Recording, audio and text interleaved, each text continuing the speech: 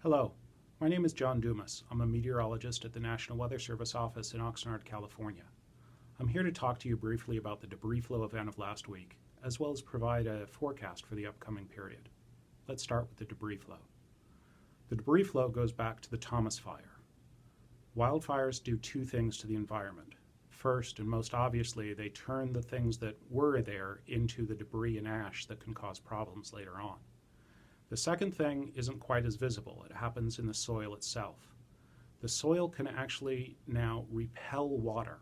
Picture it like a car that's been freshly waxed, where the water hits it and beads up and runs off.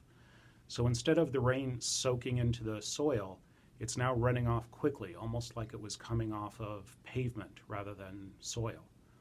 So water moving at high speeds with a great deal of debris in its path is what can create some of these events. Here at the Weather Service office, we get some ideas of what kind of rainfall rates to look for from the USGS, and they do surveys after every wildfire in California in what's called the burn scar area. Well, for the Thomas Fire burn scar, we were told that rainfall rates of half an inch in an hour would be sufficient to get things moving down the hillside. Starting at about 3:30 in the morning on the day of the event, we observed rates much higher than this. In fact, there's one gauge in Montecito that had a rate of over half an inch in just a 5-minute period. So that's 12 times the amount of rainfall, 12 times as intense rainfall than would have been needed to start this. And there were reports from all around the area too. We had Carpinteria, other places that were getting reports that would have been consistent with a rainfall rate that you would see maybe once every 50 years. That half an inch rate in 5 minutes, that was a rainfall rate that we wouldn't expect maybe every 200 years or even more. So extremely intense rain over a short period of time. And that's an important part to look at in our forecasts. It's not how much rain is going to come, although that can be important, but the intensity of rain over a brief period of time is really what we've seen to be a trigger for these type of events. So that was what led to the events of last week. Looking at the forecast coming up, first let me say that our Weather Service office is in communication with the emergency management community of Santa Barbara County. Every morning at 9 o'clock, we're having a conference call where we talk about the conditions that we're expected over the upcoming period. So right now we're saying that for today, tomorrow, it should remain dry.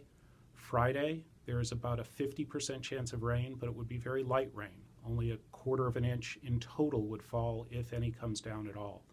The rainfall rates would be less than 1/10 of an inch per hour, so a gentle rainfall. Following that system, there is expected to be a period of high wind over the weekend. Probably not advisory or warning level wind, but possibly enough that the people who are doing the recovery operations could be slightly impacted. After that, there's another weather system coming in for Monday through Wednesday time period. Our forecast models are having a great deal of difficulty with this incoming system, so we have a lot of uncertainty in our forecast, especially with timing. If there is rainfall that would come in, we're expecting it to be anywhere from nothing up to 3/4 of an inch, and it's a little early to talk about the intensities on that one.